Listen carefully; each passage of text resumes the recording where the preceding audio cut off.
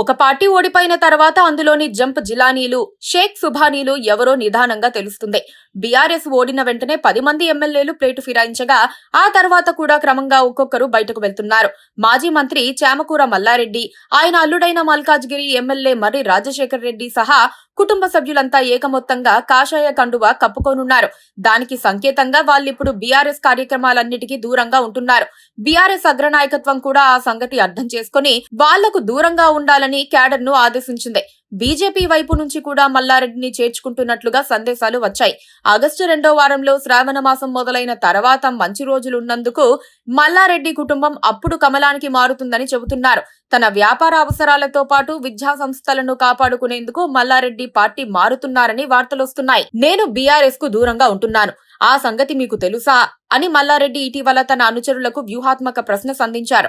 Party మారడానికి సిద్ధంగా ఉండాలని ఆయన ఇచ్చిన సందేశంగా ఆ డైలాగును విశ్లేషిస్తున్నారు. బీఆర్ఎస్ లో ఆయనకు ఎలాంటి ఉక్కపోత లేకపోయినా వ్యాపారి కావటంతో బెల్లమున్న చోట ఈగలు ముసురుకుంటాయన్నట్లుగా మల్లారెడ్డి కేంద్రంలో అధికార పార్టీ వైపుకు వెళ్లిపోవాలని భావిస్తున్నారు. కొంతకాలంగా మల్లారెడ్డితో పాటు మల్కాజ్గిరి ఎమ్మెల్యే మర్రి రాజశేఖర్ రెడ్డి సైతం పార్టీ కార్యక్రమాలకు దూరంగా ఉంటున్నారు. కొంతకాలం తాము పార్టీకి దూరంగా ఉంటామని, తమ విద్యా సంస్థలు, వ్యాపార సంస్థలు తమకు కీలకమని, ప్రభుత్వాలు తమను ఇబ్బందులకు గురి చేస్తున్నాయని చెప్పినట్టు తెలిసిందే. కాగా వారినిక వదిలేయండి, వారికి సమాచారం ఇవ్వడం, వారిని పార్టీ కార్యక్రమాలకు ఆహ్వానించటం, వారి నుంచి ఇతరత్ర విషయాలను ఆశించవద్దని ఇటీవల మేడ్చల్ జిల్లా నాయకుల సమావేశాల్లో పార్టీ కీలక నేత ఒకరు సూచించినట్టు తెలిసిందే.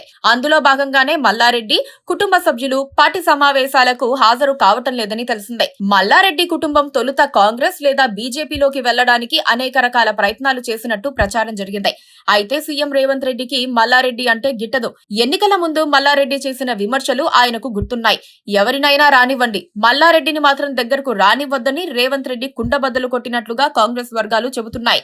అక్కడ చర్చలు సక్సెస్ కాకపోవడంతో మల్లారెడ్డి బీజేపీ వైపుకు వెళ్తున్నారని సమాచారం అందుతోంది. బీజేపీ జాతీయ పార్టీ కావడంతో తమ విద్యా, వ్యాపార కార్యకలాపాలను భారీగా విస్తరించుకోవచ్చని, వారి అండదండలు తమకు ఉంటాయని, తమ పరంగా వారికి అన్ని రకాల సహాయ సహకారాలు అందిస్తామని వారు అంచనా వేస్తున్నారు. బీజేపీ ఇన్ఛార్జ్ అభయ్ పాటిల్ చేసిన ప్రకటనతో వీరి చేరికకు మరింత ఊతమిచ్చినట్టయింది. శ్రావణ మాసం నుంచి బీజేపీలో పెద్ద ఎత్తున చేరికలు ఉంటాయని అభయ్ పాటిల్ ప్రకటించారు. దీంతో మల్లారెడ్డి ఫ్యామిలీ చేరటం ఖాయమని పొలిటికల్ సర్కిల్లో చర్చ నడుస్తోంది. బీజేపీలో చేరితే ఐటీ, ఈడీ దాడులు కూడా ఉండవన్న నమ్మకంతో మల్లారెడ్డి అటువైపు చూస్తున్నట్లుగా వార్తలొస్తున్నాయి.